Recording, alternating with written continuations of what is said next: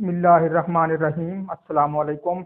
Cricket talk 46 में हम एक बार फिर आपकी खिदमत में हाजिर हैं।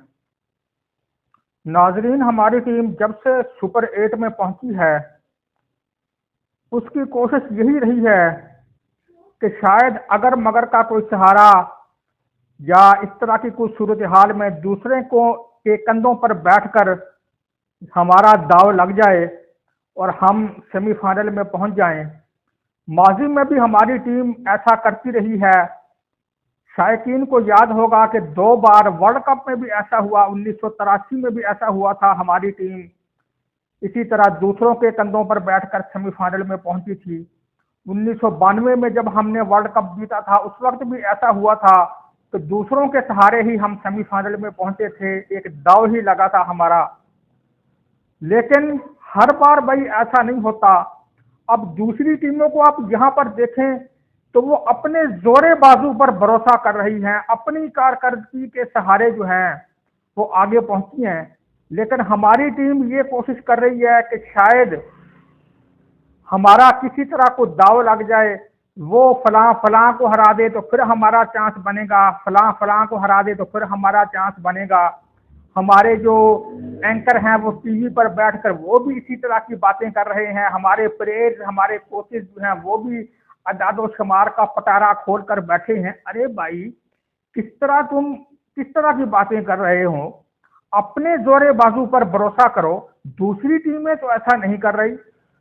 अब आप देखें कि सुपर 8 में जब से पहुंचे हैं, ये तो खुशकिस्मती है कि न्यूजीलैंड के खिलाफ बारिश की वजह से 1 पॉइंट मिल गया, वरना सबको पता है अगर वो मैच होता था उसका नतीजा क्या होना था, हमारे जीतने का के इम्कानात कितने थे, इस बारे में सभी जानते हैं।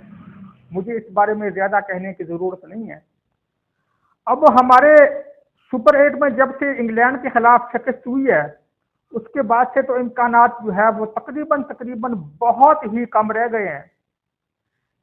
अब लेकिन फिर भी हमारे शायकीन, हमारे एंकर जो हैं उन पर हैरानगी रहती है और हमारे जो टीम इंतजामिया के अरकान हैं उन पर भी हैरानगी है कि अभी भी वो उम्मीदें लगाए बैठे हैं।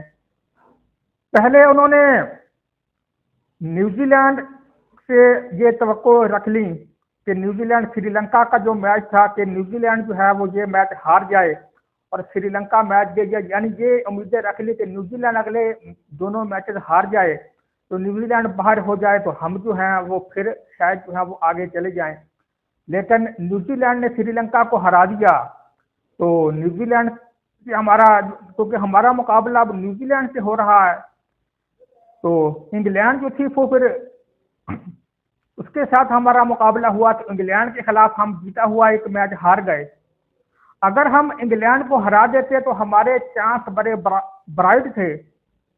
लेकिन इंग्लैंड के खिलाफ शिकस्त जो थी वो हमें बड़ी महंगी पड़ी।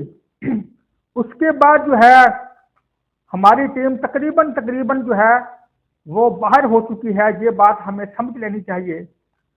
उसके बाद फिर इंग्लैंड की टीम जो थी उसका जब मैच श्रीलंका से हुआ तो उससे हमने उम्मीदें बांध ली कि श्रीलंका अगर इंग्लैंड को हरा दे तो शायद फिर हमारा चांस बन जाए। लेकिन ऐसा भी नहीं हुआ, इंग्लैंड ने श्रीलंका को भी हरा दिया।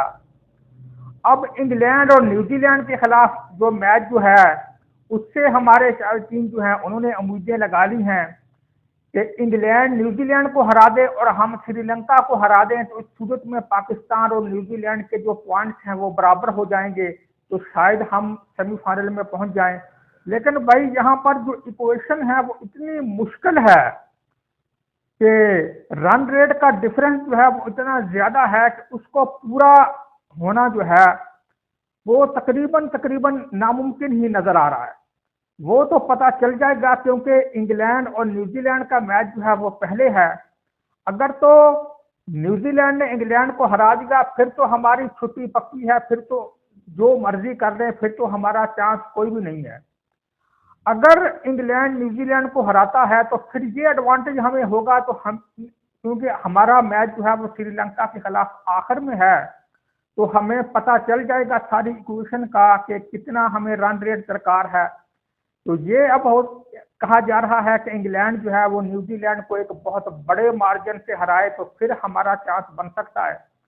लेकिन न्यूजीलैंड की टीम के जो पिछले मैच में कारकर्दगी है, इससे लगता तो नहीं है कि वो एक बहुत बड़े मार्जिन से हारेंगे, क्योंकि न्यूजीलैंड और इंग्लैंड का मैच देखें तकरीबन तकरीबन वो बराबरी का मैच है। और ये तो नहीं लगता कि कोई टीम जो है वो जो भी टीम जीते तो एक बहुत बड़ा जो है वो मार्जिन सामने आएगा। फिर रन रेट जो है वो न्यूजीलैंड का +3.05 में है, हमारा -0.41 में है।